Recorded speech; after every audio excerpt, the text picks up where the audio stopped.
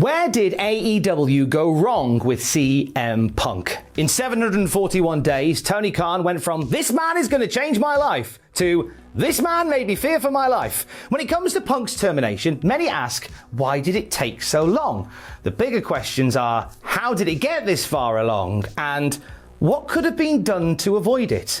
Punk's wrestling comeback via All Elite Wrestling was more than just a major signing. It was more than a high-res PSD on a brick wall backdrop. To many, it was tantamount to a religious second coming. The best in the world would work with a young and malleable locker room. He'd give future stars a seal of approval. He'd create dream matches with legends. He'd feed the entire United Center in Chicago with a fish, a loaf of bread, and an ice cream bar. Only good things could come from CM Punk, superstar, walking amongst mere mortals once more. Many also loudly declared that the cult of personality by living color would be a veritable death knell for WWE, saying that Punk's arrival to the metaphorical battlefield would see McMahonland finally face their Waterloo. CM Punk's debut on AEW Rampage was a resounding success, a pipe bomb promo, challenging young prospect Darby Allin to be his first opponent and then sending everybody home with ice cream. It was a sweet victory all round for AEW. Rampage ratcheting up over 1 million viewers on TNT. Still to this day, one of the highest viewed episodes of Rampage. Admittedly, that isn't a mind-blowing achievement. It's a bit like being the best sandwich on the Weatherspoons menu. It was no secret that Tony Khan was cock-a-hoop with bagging the talented Mr. Brooks for his personal wrestling action figure collection. In the media scrum after All Out 2021, the sight of CM Punk's in-ring debut for AEW, Tony Khan was beaming, a smile visible from Ganymede to Titan. When asked how he was feeling about CM Punk's All Elite status, Tony Khan said, "I've never been happier. This is the happiest day of my life." Whether you love him or hate him, Tony Khan is a wrestling fan through and through, who would create custom wrestling shows on message boards in his teenage years. So to find yourself in the center of your wildest, woolliest fantasy booking fantasy, of course, you'd be smiling like the Khan who got the cream. Of course you would. Tony Khan's body language around CM Punk during that press conference and his constant referring to his new employee as Mr. Punk made it obvious that this was different to any other AEW signing. Khan was not hiding the fact that he was a massive fan, dare I even say in the politest of ways, a mark for CM Punk. Even in this moment, where everybody is all smiles and niceties, CM Punk makes it very clear that this is a business deal and is here to make money. And stars, but mainly money. Could Tony Khan's complete lack of poker face, wearing a smile and his heart on his sleeve, be an early warning sign for things to come? Now, it's easy to say that now, I admit. But from the off, it was clear that Punk would be getting some special attention here. Punk was also seemingly going to be welcomed into the AEW hive mind and help shape its future alongside the EVPs Kenny Omega and the Young Bucks. CM Punk had long bestowed the virtues of wrestling that he had and how he would do things very differently if allowed. And now he could put those ideas into practice in a fresh, creatively fulfilling environment. He wanted to work with young guys like the Bucks and Darby Allin and Jungle Boy to prove that his way in the wrestling world would bring about another golden wrestling era. The honeymoon period for casual wrestling fans when it came to CM Punk ended quickly in terms of viewership as ratings dropped back to pre-Punk positions within a couple of weeks, despite Punk being very prominently featured. Now, was this a lack of interesting storylines? Maybe it was a general malaise with wrestling audiences on a Friday night? Either way, it was something that a vocal portion of online anti-Punk people were having a field day talking about. When things were good, though, they were great with CM Punk and AEW. His winter war with up-and-coming megastar Maxwell Jacob Friedman gave CM Punk a brand new challenge to get his teeth into and gave MJF that final shot of rocket fuel to get him to the top. Blood-soaked barbarism interwoven with powerful pathos-packed promos gave us a real taste of CM Punk's depth, as well as MJF's generational talent. It was in the aftermath of the matchups with Max that, unbeknownst to us, the first red flag would be thrown up. Hangman Page, then AEW champion, stepped up to CM Punk ahead of their tussle for the top title. As the two exchanged words, Hangman told Punk, quote, "You talk a big game about workers' rights. Well, you've shown the exact opposite since you got here. I love this place. I care about this place. This is my home. And this Sunday at Double or Nothing, I will not be defending this championship against you. No, for the first time in my life, I'll be defending All Elite Wrestling from you." This comment, designed to add a real-life edge to what Punk and Page were going to do at the pay-per-view, was a throwback to CM Punk's long-standing legal issues that he had with former best friend Colt Cabana. One issue that had come up several times since Punk's arrival, as both were now working for the same company. Speculation was rife that CM Punk, using his newfound power, was lobbying to get Cabana fired. Now, Tony Khan and CM Punk have vehemently denied these accusations, it's worth pointing out. But Adam Page, regardless, was making a subtle nod towards Punk's Bang Bang with Boom Boom. Maybe even a wider statement about Phil Brooks's early on backstage reputation. See, CM Punk changed the cultural zeitgeist of wrestling with comments like Page's. Now keep in mind, bursts of reality can truly bring a standard definition wrestling storyline into 4K, as Punk proved back in WWE. What Hangman thought he was doing here was lighting a classic CM Punk pipe bomb. What he'd actually done was launch a dirty bomb that not only took the air from the building, but left CM Punk with radiation burns. When Punk was forced to the sidelines with an injury mere days after defeating Hangman for the AEW title, that metaphorical dirty bomb impact and the subsequent radiation festered and suppurated in the soul of Punk. It's here on our roadmap that we can see where something went wrong between CM Punk and AEW. Whether casually ignored or brushed very deliberately under the carpet, this was something that should have been met at the pass. I would imagine that CM Punk's sudden foot injury, caused by him throwing himself into the crowd on the first Dynamite after winning the AEW title, took precedent over any backstage squabbles in that moment. But by leaving that open sore untreated, it only got worse. CM Punk sat home for months on end, until Hangman Page's unchallenged comments bouncing around in his head just got bigger and bigger. When Punk returns triumphantly, he released some of that bile towards Page by randomly calling him out, something not planned for his return segment, and branded the cowboy a coward for not confronting him. It's another point here on our roadmap that an opportunity presents itself to turn the car around from the impending cliff face. Have CM Punk and Hangman Page thrash out their disagreements in a controlled environment here, away from the cameras. That's what you should have done. However, as far as we can tell, this didn't happen. Hangman Page simply didn't wish to engage or interact with CM Punk, despite this recent attempt to goad a reaction. From here, CM Punk very publicly pivots. That demeanor about building young stars and working with everybody seemed to vanish. In its place was a guy who felt like he'd been very publicly disrespected with no consequence. From here, CM Punk would cease suffering fools gladly. Reports paint Punk as belligerent and, whilst not unprofessional, certainly difficult to work with. We heard stories of him and William Regal getting into disagreements backstage about Regal being Triple H's stooge. Jon Moxley, who had been interim champion since Punk's forced absence, pitched creative based around the Rocky III movie, which Punk snubbed, having apparently never seen Rocky III. The build to All Out saw Jon Moxley making comments about CM Punk's fragile body, fragile mind, and fragile ego. which many saw as Mox airing his own grievances with Punk. It would all come out at All Out 22, though. CM Punk defeated Jon Moxley, became undisputed AEW champion once more, and they would get back on track. And that brings us to the main event of AEW All Out 2022, the All Out Media Scrum.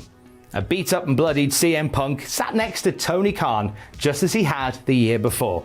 There were no smiles, no Mr. Punk. This time, there was piss, vinegar, pent-up bile, and Mindy's muffins. CM Punk dropped a megaton pipe bomb that left AEW's earth scorched. A no-punches-pulled breakdown of his legal and financial disputes with Colt Cabana and Old Marsha. A public evisceration of empty-headed F-word Hangman Adam Page, and a complete dressing down of AEW EVPs Kenny Omega and the Young Bucks, who, in CM Punk's eyes, were children who couldn't run a supermarket, let alone a wrestling promotion. Next to Punk was Tony Khan, no longer beaming a smile visible from Ganymede to Titan, no longer declaring this the greatest day of his life. Tony Khan sat there, nodded, and even at one point apologized to CM Punk. Where did AEW go wrong with CM Punk? Here. Here is where AEW went wrong with CM Punk. Punk was brought into the company like a great religious savior who was only here to make things better.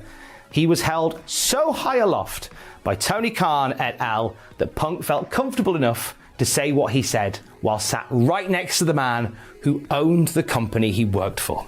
Regardless of who was in the right, regardless of who was in the wrong. When an employee is doing this and there is no counterpoint from the owner sat right there, something has gone very, very wrong. We'll never know the full version of what happened moments after Punk left the media scrum.